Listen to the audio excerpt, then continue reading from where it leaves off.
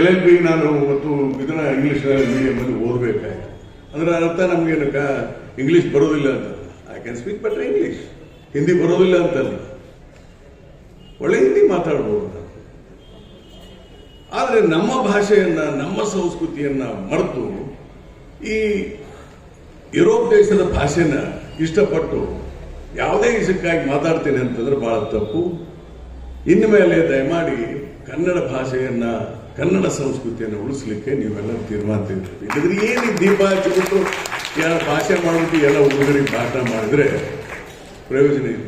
ನೋಡಿ, ತಮಿಳುನಾಡಿಗೆ ಹೋಗಿ ಹೇಗಿದೆ ತಮಿಳು ಸಂಸ್ಕೃತಿ, ಸಂಗಮ ಸಂಸ್ಕೃತಿಯಿಂದ ಅವರು ಬೆಳೆಸಿರುವಂಥ ತಮಿಳು ಸಂಸ್ಕೃತಿ.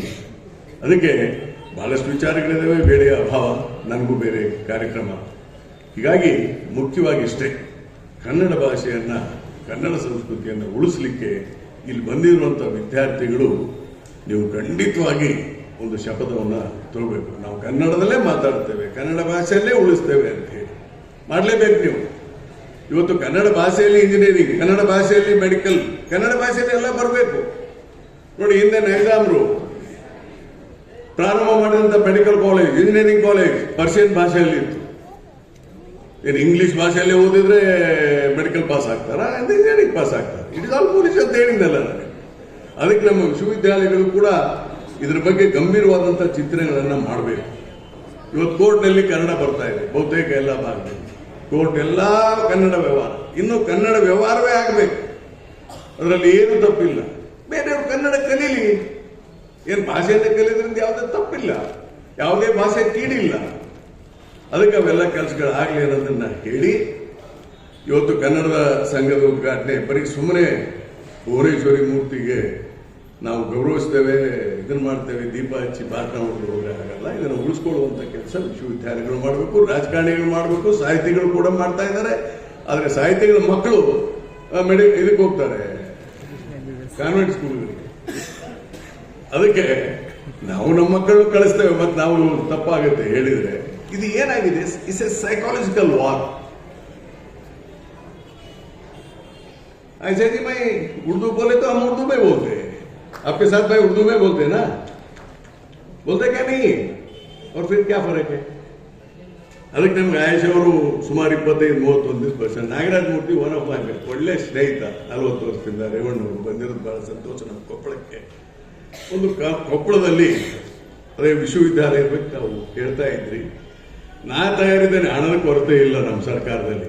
ಸ್ವಲ್ಪ ಪತ್ರಿಕೆಯಲ್ಲಿ ಮಧ್ಯಮ ಸ್ನೇಹಿತರಿಗೆ ಹೇಳ್ತಾನೆ, ವಿ ಡೋಂಟ್ ಹ್ಯಾವ್, ಹಣದ ಕೊರತೆ ಇಲ್ಲ. ನಿಮ್ಗೆ 50 ಕೋಟಿ ಕೊಡ್ಲಿಕ್ಕೆ ಈ ವರ್ಷನೂ ತಯಾರಿದೆ. ಗವರ್ನರಿಗೆ ಕಳಿಸ್ಕೊಟ್ಟೇನೆ, ಹಣ ಕಳಿಸಿ ಅಂತ. ಅವ್ರು ಬೇರೆ ಕಡೆ ಹಣ ಹಾಕ್ಬಿಟ್ಟು ಕೊಟ್ಟಂತ ಹಣವನ್ನು ಈಗಲೂ 50 ಕೋಟಿ ಕೊಡ್ಲಿಕ್ಕೆ ತಯಾರಿದ್ದೇವೆ. ಮತ್ತು ಜಮೀನನ್ನು ಹುಡುಕಿ ಅಂತ ನಿಮ್ಗೆ ಹೇಳಿದ್ದೇನೆ ನಾನು. ಸ್ಥಳೀಯ ಇವರೆಲ್ಲ ಕೂತು, ಕನ್ನಡ ಸಂಸ್ಕೃತಿ ಮಂತ್ರಿ ನಮ್ಮವರಿದ್ದಾರೆ, ಎಲ್ಲ ಕೂತು ನಂಗೆ ಮಾಡ್ಬೇಕು. ಇವರು ಹೇಳಿ ಎಲ್ಲರೂ ಇನ್ವೆಸ್ಟ್ ಮಾಡ್ತಾರೆ, ನಾಳೆ ಕೊಡ್ತೇನೆ 100 crores. ಯಾಕೆ ಇದನ್ನು ಮಾತಾಡ್ತೀನಿ ಅಂದ್ರೆ, ನಾನು ಇಲ್ಲಿ ಯಾರು ಮಾಡ್ತೇನೆ, ನಾ ಏನ್ ಮಾಡಲಿ, ಎಲ್ಲರೂ ಮಾಡ್ಬೇಕು ಇದನ್ನು. ಅದಕ್ಕೆ ನಾನು ಮಾತಾಡ್ತೇನೆ ರಾಘವೇಂದ್ರ ಹಿಟ್ನಾಳ್ಗೆ ಮತ್ತು ಕನ್ನಡ ಸಂಸ್ಕೃತಿ ನಮ್ಮ ಜಿಲ್ಲಾ ಮಂತ್ರಿಗಳು ಮಾತಾಡ್ತೇನೆ. ಅವರೆಲ್ಲ ತೀರ್ಮಾನ ತೆಗೆದುಕೊಳ್ಬೇಕು ಇದನ್ನೆಲ್ಲ. ನಾನು ನಿಮ್ಗೆ ಹಲವಾರು ಸಾರಿ ಹೇಳಿದ್ದೇನೆ, ತೆಗೆದುಕೊಳ್ರಿ, ಹಣದ ಕೊರತೆ ಇಲ್ಲ. ಬಟ್ ದೇರ್ ಇಸ್ ಆಲ್ಸೋ ಸಮಸ್ಯೆ ಇದೆ, ನನಗೆ ಗೊತ್ತು. ಈ ವಿಶ್ವವಿದ್ಯಾಲಯಗಳನ್ನ ಉಳಿಸ್ಕೋಬೇಕು, ತೆಗಿಬೇಕು. ಇದು ಹಿಂದೆ ನಾನು ಕೊಟ್ಟಂತ ರಿಪೋರ್ಟ್, ಇದು ಗೊತ್ತಿದೆ ನಿಮ್ಗೆ. ಡಿಸ್ಟ್ರಿಕ್ಟ್ ವೈಸ್ ಮಾಡ್ಬೇಕಂತ ನಾನು ಹೈಯರ್ ಎಜುಕೇಶನ್ ಮಿನಿಸ್ಟರ್. ಆದರೆ ಸಡನ್ ಆಗಿ ಮಾಡಬೇಕು ಅಂತಲ್ಲ, ಅದಕ್ಕೆಲ್ಲ ತಯಾರು ಮಾಡಬೇಕಾಗಿತ್ತು. ಹಿಂದಿನ ಸರ್ಕಾರ ದಿಢೀರ್ ತೀರ್ಮಾನ ತೆಗೆದುಕೊಂಡ್ರು, ಇದು ನಂದೇ ತೀರ್ಮಾನ. ಹೀಗಾಗಿ ಸ್ವಲ್ಪ ತೊಂದರೆ ಆಗಿದೆ. ರಾಯಚೂರಿಗೂ ವಿಶ್ವವಿದ್ಯಾಲಯ ಮಾಡಿದ್ದೇವೆ. ಇವತ್ತು ಮುಖ್ಯವಾಗಿ ಅದನ್ನೆಲ್ಲ ಚರ್ಚೆ ಮಾಡಿ ಭಾಷಣದಲ್ಲಿ ಮಾಡಿದ್ರೆ ಆಗಲ್ಲ.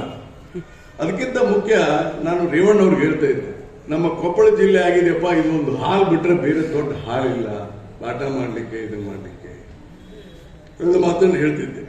ಅದಕ್ಕೆ ನಾನು ಕೊಪ್ಪಳ ಶಾಸಕರಿಗೂ ಮಾತಾಡ್ತೇನೆ. ನಮ್ಮ ಜಿಲ್ಲೆಯವರೇ ಕನ್ನಡ ಸಂಸ್ಕೃತಿ ಮಂತ್ರಿ ಇದ್ದಾರೆ. ಒಂದು ಕನ್ನಡ ಸಂಸ್ಕೃತಿ ಭವನ ಅಂತ ಹೇಳಿ ಕೊಪ್ಪಳದಲ್ಲಿ ಕಟ್ಟಿಯಪ್ಪ, ಒಂದು 15 ಕೋಟಿ ರೂಪಾಯಿ ಈ ಸಾರಿ ಬಜೆಟ್ನಲ್ಲಿ ಕೊಡಿಸ್ತೇನೆ. ನಾನು ಮುಖ್ಯಮಂತ್ರಿಗಳಿಗೆ ರಿಕ್ವೆಸ್ಟ್ ಮಾಡ್ತೇನೆ, ಅವರು ಮುಂದೆ ಬಂದು ಅವರು ನನ್ನ ಪ್ರಪೋಸಲ್ ಕೊಟ್ಟರೆ ನಾನು ಮುಖ್ಯಮಂತ್ರಿಗಳನ್ನು ಒಪ್ಪಿಸಿ ಮಾಡಿಸಿಕೊಡುವಂಥ ಜವಾಬ್ದಾರಿ ತಗೊಳ್ತೇನೆ. ಕೊಪ್ಪಳಕ್ಕೆ ಬಹಳಷ್ಟು ಅವಶ್ಯಕತೆಗಳಿದ್ದಾವೆ. ಇವತ್ತು ನನಗೆ 16 ಕೋಟಿ ನಮ್ಮ ತಳಕಲ್ಲಲ್ಲಿ ಕಟ್ತಾ ಇದ್ದೀನಿ ನಾನು. ಅದು ಇಂಜಿನಿಯರಿಂಗ್ ಕಾಲೇಜಿನಲ್ಲಿ ಕಟ್ಟಬೇಕು, ಇದು ಕಟ್ಟಬೇಕು ಗೊತ್ತಿಲ್ಲ ನನಗೆ. 16 crores ರೆಡಿ, 8 ತಿಂಗಳಾಯಿತು ನನ್ನ ಲ್ಯಾಂಡ್ ಫೈನಲ್ ಮಾಡೋಕ್ಕಾಗ್ತಾ ಇಲ್ಲ. ಭಾಳ ಬ್ಯೂಟಿಫುಲ್ ಆಗಿ ಕೇವಲ ಮದುವೆ ಶುಭ ಸಮಾರಂಭಗಳಲ್ಲ, ಇಂಥ ಸಾಂಸ್ಕೃತಿಕ ವಿಚಾರಗಳನ್ನು ಹೊಂದಿದಂಥ ಒಂದು ಕಟ್ಟಡವನ್ನು ನಾನು ಗ್ರಾಮದಲ್ಲಿ ಕಟ್ತೇನೆ. At the crores of 16 crores. ಕುಕ್ನೂರಿನಲ್ಲಿ 15 ಕೋಟಿಯಲ್ಲಿ ಕಟ್ತಾ ಇದ್ದೀನಿ. ಬೇರೆ ಬೇರೆ ಕಡೆ ಎಲ್ಲ 8 ಕೋಟಿ 10 ಕೋಟಿ ಆಗ್ತದೆ, ನಮ್ಮ ತಾಲೂಕಲ್ಲಿ ಆಗ್ತದೆ, ನಡೀತದೆ. ಆದರೆ ಕೊಪ್ಪಳ ಡಿಸ್ಟ್ರಿಕ್ಟ್ ಆಗಿದ್ದರಿಂದ ಈಗ ಎಲ್ಲರೂ ನಾವೆಲ್ಲ ಮಾಡಬೇಕಿದೆ. ಒಬ್ಬರು ಮಾಡಿದ್ರೆ ಆಗಲ್ಲ, ಬರೀ ರಾಘವೇಂದ್ರ ಹಿಟ್ನಾಳ್ ಒಬ್ಬರೇ ಮಾಡಿದ್ರೆ ಆಗಲ್ಲ. ಡಿಸ್ಟ್ರಿಕ್ಟ್ ಅಂದಮೇಲೆ ಡಿಸ್ಟ್ರಿಕ್ಟ್ ಮಿನಿಸ್ಟ್ರು ಪಾತ್ರ ಬಹಳ ಮುಖ್ಯ, ಸ್ಥಳೀಯ ಶಾಸಕರು, ಬೇರೆ ಬೇರೆ ಎಲ್ಲ ಜವಾಬ್ದಾರಿಯನ್ನು ತೆಗೆದುಕೊಂಡು ಮಾಡಬೇಕು. ಈಗ ನನಗೆ ಲಿಮಿಟೇಷನ್ಸ್ ಇದೆ. ಕೊಪ್ಪಳ ನಾಳೆ ಮಾಡ್ತೇನೆ ನಾನು, ಐ ಆಮ್ ರೆಡಿ. ಬಟ್ ನನಗೆ ಇತಿಮಿತಿಗಳಿದ್ದಾವೆ. ಇದು ಒಂಥರ ಬಾರ್ಡರ್ ಕ್ರಾಸ್ ಇದ್ದಂಗೆ, ಬಾರ್ಡರ್ ಕ್ರಾಸ್ ಮಾಡೋಕ್ಕಾಗಲ್ಲ ನನಗೆ, ಬಿಕಾಸ್ ಆಫ್ ಮೈ ಲಿಮಿಟೇಷನ್ಸ್, ಇತಿಮಿತಿಗಳಿರೋದ್ರಿಂದ. ಅದಕ್ಕೆ ಇದು ಯಾವ ದೊಡ್ಡದಲ್ಲ. I am ready. 15 ಕೋಟಿ ಈ ವರ್ಷದ ಬಜೆಟ್ ಅಲ್ಲೇ ಮಾಡಿಸ್ತೇನೆ. ಮುಖ್ಯಮಂತ್ರಿಗಳನ್ನ ರಿಕ್ವೆಸ್ಟ್ ಮಾಡ್ತೇನೆ ಕೊಡಿ ಅಂತೇಳಿ. ಅದಕ್ಕೆ ನಾನು ನಮ್ಮ ಕನ್ನಡ ಸಂಸ್ಕೃತಿ ಮಂತ್ರಿಗಳನ್ನ ನಿಮ್ಮ ಪರವಾಗಿ ಹೇಳ್ತೇನೆ, ನೀವು ಪ್ರಸ್ತಾವನೆಯನ್ನು ಮುಖ್ಯಮಂತ್ರಿಗಳಿಗೆ ಕೊಡಿ ಅಂತೇಳಿ. ಒಂದು ಉತ್ತಮವಾದಂಥ ಕನ್ನಡ ಸಾಂಸ್ಕೃತಿಕ